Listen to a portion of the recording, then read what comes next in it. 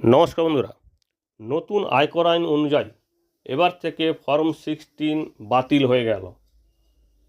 তো আপনারা জানেন এই ফর্ম 16 খুবই গুরুত্বপূর্ণ, যেটা আপনার ইনকাম ট্যাক্স রিটার্ন ফাইল করতে বা আইটিআর ফাইল করতে অবশ্যই কাজে লাগে, যেখানে আপনি সমস্ত তথ্য একসঙ্গে পেয়ে যান, যেটা আপনাকে আপনার নিয়োগকর্তা দিয়ে থাকে। এবং সেই সঙ্গে এই ফর্ম 16 ব্যবহার করে আপনি লোনের অ্যাপ্লিকেশন করতে পারেন। এছাড়া অন্যান্য জায়গাতে আপনি আপনার আয়ের প্রমাণপত্র হিসাবেও কাজে লাগাতে পারেন।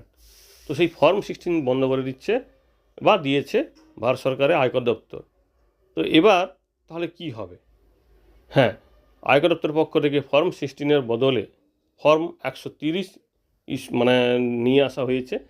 তো সেই ফর্ম 130 কীভাবে পাবেন, কোথা থেকে দেবে, এর কি কি বৈশিষ্ট্য আছে, বা এখানে কি কি তথ্য পাওয়া যেতে পারে, বা হারিয়ে গেলে কি হবে, এই সংক্রান্ত সমস্ত প্রশ্নের উত্তর আজকে আমরা এই ভিডিওতে আলোচনা করব। আশা করব ভিডিওটি শেষ পর্যন্ত দেখবেন। ফর্ম 130 কিন্তু আয়কর আইন অনুযায়ী এবার থেকে বৈধ হতে চলেছে।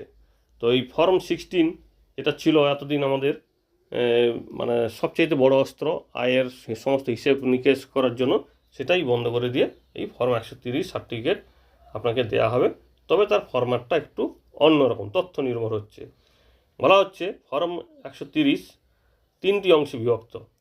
পার্ট এ, নিয়োগকর্তা বা ব্যাংক এবং কর্মচারী এবং বয়স্ক নাগরিক অর্থাৎ সিনিয়র সিটিজেনদের জন্য বিবরণগুলো থাকবে। অর্থাৎ এখানটায় যিনি এমপ্লয়ি বা যার নামে এটা ইস্যু করাচ্ছে ওনার তথ্য, সেই সঙ্গে যিনি ইস্যু করছেন ওনার তথ্য কিন্তু এখানটায় থাকবে। নিয়োগকর্তা এবং কর্মচারী বলতে বোঝাচ্ছে যে এখানটায় চাকরিজীবী বা নিয়োগকর্তার কথা সেখানটায়, কিন্তু ব্যাংক যদি দেয় প্রবীণ নাগরিকদের সেক্ষেত্রে কিন্তু এটা থাকবে। অর্থাৎ যিনি ইস্যু করবেন তার তথ্য এবং যাকে দেবেন তার তথ্য থাকবে।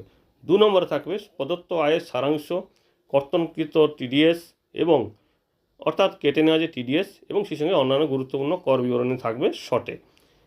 পার্ট সি থাকবে অর্থ বছরে করযোগ্য আয়ের সম্পূর্ণ গণনা বা সম্পূর্ণ হিসাব।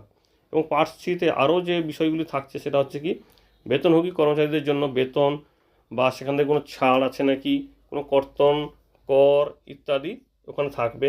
পরিশিষ্ট 2-তে থাকবে নির্দিষ্ট যদি প্রবীণ নাগরিক হয়ে থাকে, অর্থাৎ শুধুমাত্র প্রবীণ নাগরিকের জন্য এই পার্ট সির পরিশিষ্ট 2 অর্থাৎ অ্যানেক্সার 2 থাকবে। সেটা প্রবীণ নাগরিকদের যে পেনশন এবং সুদের আয়ের উপর যে তথ্য থাকবে সেখানে কিন্তু এটা থাকবে।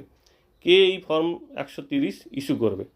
বলা হচ্ছে নিয়োগকর্তারা বেতনভোগী ব্যক্তিদের ফর্ম 130 প্রদান করবেন। নির্দিষ্ট ব্যাংকগুলি যোগ্য প্রবীণ নাগরিকদের এই 130 ইস্যু করবেন। টিডিএস কেটে জমা দেওয়ার পর ওই সার্টিফিকেট ইস্যু করা বাধ্যতামূলক। এবার ফর্ম 130 কীভাবে ইস্যু করা হবে? এটি একটি সিস্টেম জেনারেটেড ডকুমেন্টস হবে এবং ট্রেস, আপনারা জানেন এতদিন ফর্ম 16 বা 26 যে এস যেটা আমরা পেতাম, তো সেটাও যেই ট্রেসেই পাওয়া যেত সেটাতেই কিন্তু এবার এই ফর্ম 130 পাওয়া যাবে, ডাউনলোড করা যাবে এবং ডিজিটাল লিপি এখানটায় আপনি পেয়ে যাবেন এবং সেখানে স্বাক্ষরও থাকবে। সিস্টেমের বাইরে থেকে কিন্তু ম্যানুয়ালি এটা তৈরি করা যাবে না। টিডিএস রিটার্ন দাখিল না করে কি ফর্ম 130 পাওয়া যেতে পারে?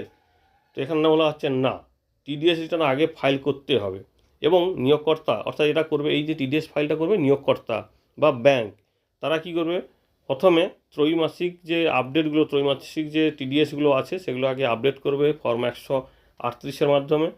তারপরে কিন্তু ফর্ম 130 তারা ইস্যু করতে পারবে। ফর্ম 130 ইস্যু করার তারিখ কবে? বলা হচ্ছে যে বছরের জন্য এটা ইস্যু করা হবে তার পরবর্তী বছরের অর্থ বছরের জুন মাসের মধ্যে। অর্থাৎ এই যে আর অর্থ বছর চলে গেল 2025-26, তো সেক্ষেত্রে 26-এর জুন মাসের জুনের 15 তারিখের মধ্যে কিন্তু তাদেরকে এই আগের অর্থাৎ পুরনো ইয়ারের পুরনো অর্থ বছরের এই ফর্ম 130 কিন্তু ইস্যু করতে হবে। ফর্ম 130 ভুলগুলো কি সংশোধন করা যায়? ফর্ম 130 যদি কোনো ভুল থাকে সেটাকে অবশ্যই সংশোধন করা সম্ভব। যদি কোনো ভুল বা কোনো বাদ পড়ে যায় তাহলে কি হবে? নিয়োগকর্তাকে অবশ্যই একটি সংশোধিত টিডিএস বিবরণী দাখিল করতে হবে। পরবর্তীতে একটি সংশোধিত ফর্ম 130 ডাউনলোড করে পুনরায় নিয়োগকর্তাকে বা নিয়োগকর্তা কর্মচারীকে ইস্যু করবেন। আপনার আইটিআরের সাথে ফর্ম 130 সংযুক্ত করতে হবে না, এটা রেকর্ড এবং যাচাইয়ের জন্য আপনাকে নথিটি অবশ্যই রাখতে হবে, আইটিআরের সঙ্গে এটা দিতে হবে না। তবে আপনার আইটিআর রিটার্নের সাথে এটা কিন্তু জমা দেওয়ার কোনোভাবে প্রয়োজন নেই। আপনি কি একাধিক ফর্ম 130 পেতে পারেন? বলা হচ্ছে হ্যাঁ। কীভাবে? যদি আপনি বছরে চাকরি পরিবর্তন করেন, ধরুন একটি প্রতিষ্ঠান থেকে বা আপনি যেখান থেকে ছেড়ে দিয়ে চাকরি অন্য জায়গাতে নিয়ে নিয়েছেন, সেক্ষেত্রে আপনাকে পৃথক 130 দেওয়া হবে। তবে ক এবং খ আপনাকে সবাই দেবে। অর্থাৎ আপনি যতগুলো চাকরি পরিবর্তন করবেন, যতগুলো জায়গা থেকে আপনি আপনার জবটা চেঞ্জ করবেন, ততগুলো আপনি ফর্ম 130 পাবেন, যার ক এবং খ অংশ দেবে।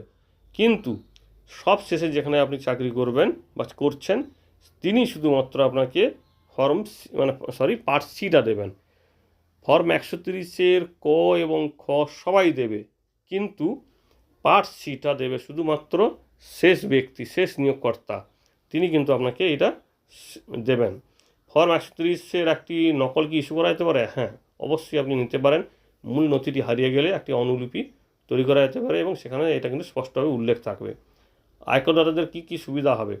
রিটার্ন জমা দেওয়ার ক্ষেত্রে আগে থেকে যাবতীয় তথ্য প্রিফিল থাকবে, অটো ভ্যালিডেশন চেক করা থাকবে, আয়ের রিপোর্ট এবং ট্যাক্স রেকর্ডের মধ্যে কোনো অসামঞ্জস্য থাকলে তা কিন্তু সহজেই বোঝা যাবে।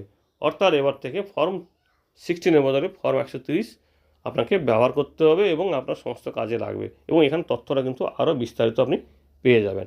আশা করি ফর্ম 130 সংক্রান্ত সমস্ত প্রশ্নের উত্তর পেয়ে যাবেন এখানে আমাদের এই ভিডিও দেখে। যদি এর পরেও কোনো প্রশ্নের প্রয়োজন হয় বা কোনো জানার প্রয়োজন হয়, অবশ্যই কমেন্ট করে জানাবেন, আমরা চেষ্টা করব উত্তর দেওয়ার। ধন্যবাদ।